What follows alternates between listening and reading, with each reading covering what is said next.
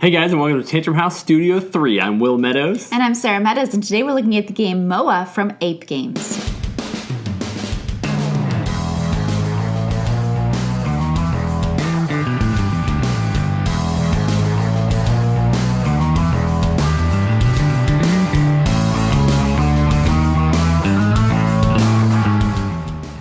MOA is an area control game, and it kind of reminds me of Small World from Days of Wonder. A good friend of mine gave me Small World as a gift, and it kind of holds a warm spot in my heart. So when I saw MOA, I was kind of immediately drawn to it.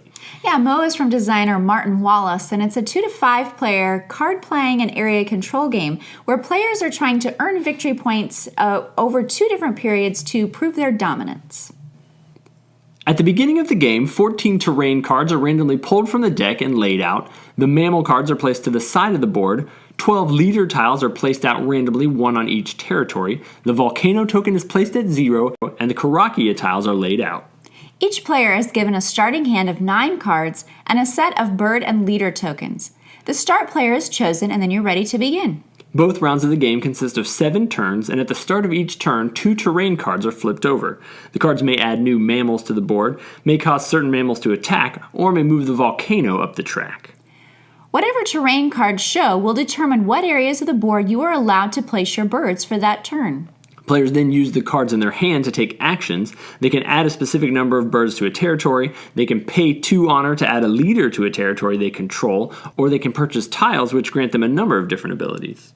Players can play as many cards on their turn as they would like, but they only get 9 cards for the 7 rounds. If the territory cards cause a mammal to attack, or if the weasel shows up and automatically attacks, players can use the arrowheads on their cards to defend their territories. If they can't or decide not to defend, then they lose the territory and remove their birds from the board.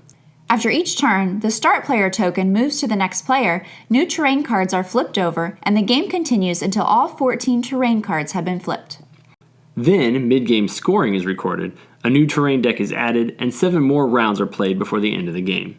After the 14th turn, the player with the most points wins.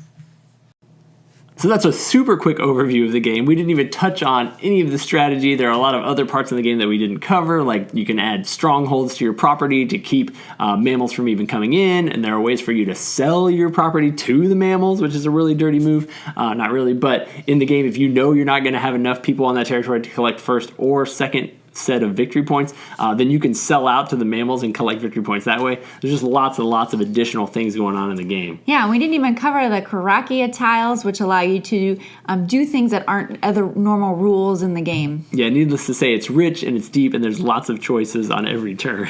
Yeah, my one main problem with the game was the rule book.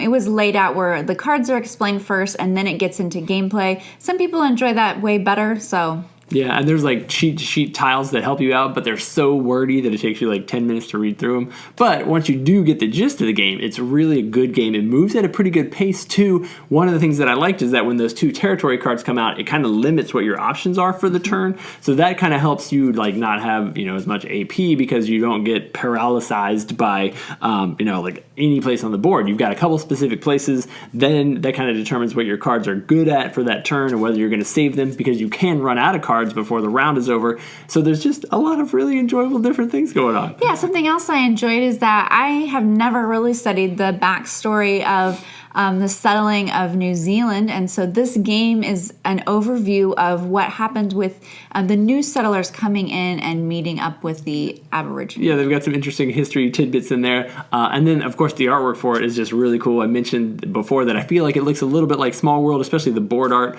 The mammals are super cute, like it's even more fun and more family friendly than Small World. I think the bird illustrations are just super gorgeous and like really unique and interesting. There's a lot of stuff to suck you in on this one. Yeah, if this sounds like something you're interested in, it's a good area control game with mostly strategy and little luck. Check out MOA from APE Games. And then be sure to subscribe to our channel and follow us. We really appreciate when you guys like our videos, and we super appreciate it when you subscribe. We put out new content all the time, and we'd love to have you in the loop. So be sure to follow us at tantrumhouse.com. 0 and the Karakia tiles are laid out as well. And the Karakia. got over 2 periods where players are trying to, Finish their lives. the cards say. There's totally one other thing that I left out and I can't remember. Blah, blah, blah.